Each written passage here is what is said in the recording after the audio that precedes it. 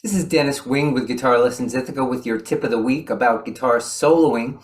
It's how to give your notes some structural organization over the chord progression you're playing. See, too many guitar players, if the song's in the key of G, let's say, they'll just play, they'll grab a G major fingering, this is a very common one, and they'll just play notes blindly over the progression, which is an okay place to start. I mean, you have to learn your scales and you have to know when and how to use them. But what we're going to learn right here is how to organize those 7 notes into a way that you can hear the chord progression, even if there's no chords playing, even if you're playing completely solo, which is what we're going to do for example. But it also works great when you're playing with a band because it gives your solo harmonic shape and structure. All right, let's jump into it.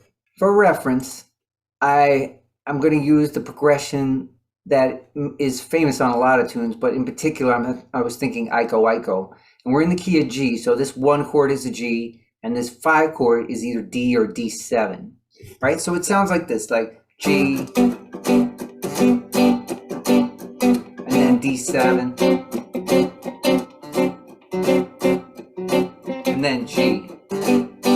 Now that's the whole pattern, right? So and we're in like cut time, so it's like 1 1 1 1 1 1, and then you switch, dun, dun, okay, etc. Now what I've done is color code the G major scale that I was referencing earlier at the 3rd fret, like, and I color coded it according to the green notes are all the 1 chord, meaning if you had to spell a 1 chord, any 1 chord, it would be 1 3 5. In the case of G, it's G, B, and D. Now I happen to throw in an extra note, the 6th. So this is like the equivalent of a G6. You know, it might sound like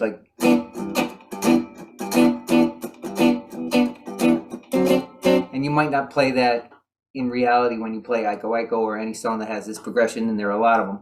But I threw in the 6 because I wanted to give equal balance. I wanted to give 4 notes for the 1 chord and 4 notes for the 5 chord. So in the end, I'm playing like a G6, the notes of which are G, B, D, and E, and they're mapped out here. This would be G, B, D, E. But I prefer to think in numbers because then if we change keys, you're thinking the exact same way. If this whole progression was in B flat or C sharp, whatever it is, none of this would change. So let's talk about the 5 chord. The notes of the 5 chord, any 5 chord against the 1 chord, would be the 5, 7, 2, and 4. Let me use the key of G as an example. The chord D7, which is the 5 chord of G, is the notes D, F sharp, A, and C, which are the 5, the 5th note of G, the 7th note of G, the 2nd note of G, and the 4th note of G. And so I mapped those out in red, right? So you can see the scale still goes 1, 2, 3, 4, 5, 6, 7, but the 2, 4, 5, and 7 belong to the 5 chord, and the others belong to the 1 chord.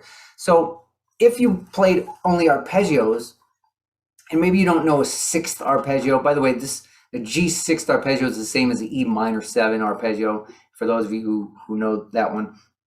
But like using just single notes, you could imply this progression by only playing chord tones, i.e. only the greens and only the reds in the appropriate place. Like 1, 2, 1, 2, 3, 4.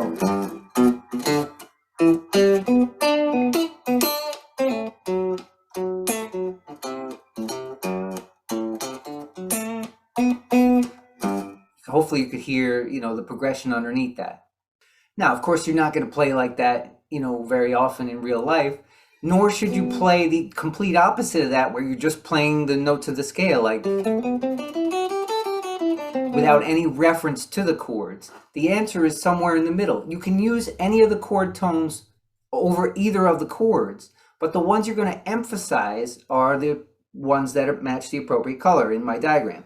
It doesn't mean you have to only use those. You can use, the best way to do it is especially when the chord changes, like when you land on the 5 chord, be on a chord tone. That's one of the most surefire ways to give the listener the impression that you've changed chords, so you land on it when it first comes. And you otherwise accent it. So let me demonstrate where I'm using the whole scale for both chords, but you could still hopefully hear the progression underneath. 1, 2, 1, 2, 3.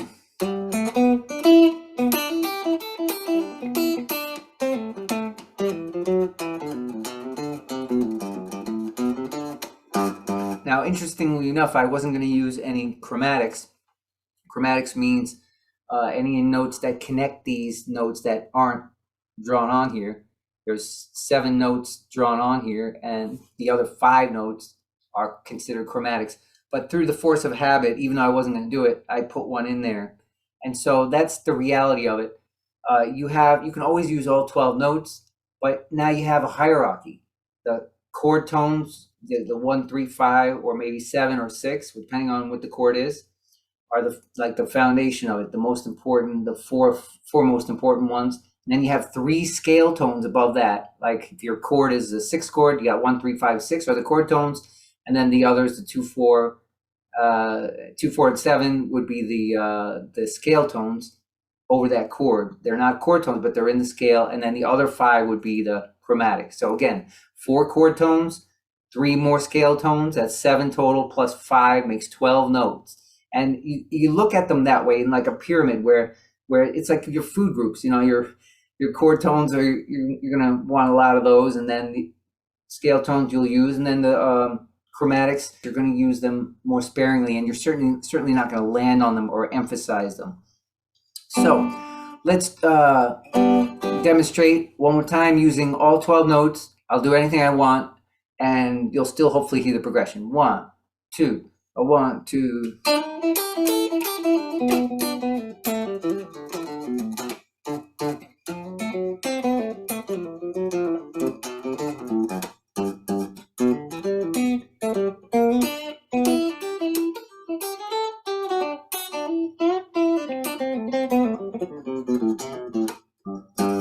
Okay, so that's something you should map out for yourself in all other positions of a G major scale that you might know.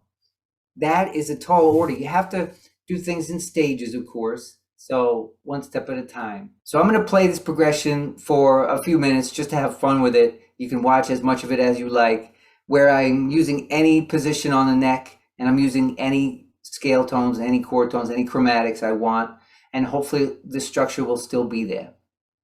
Obviously, it speeds up things a lot more when you have a foundation of how to put all this stuff together step by step. Because for someone to say, here, this is what you do, go do it, it's not enough. People aren't going to do it. You're not going to do it in the right way. You won't do it in the right order. So that's where a teacher comes in. So if you think that lessons might be for you, go to guitarlessonsithaca.com. You click the little button that says, tell us more about you.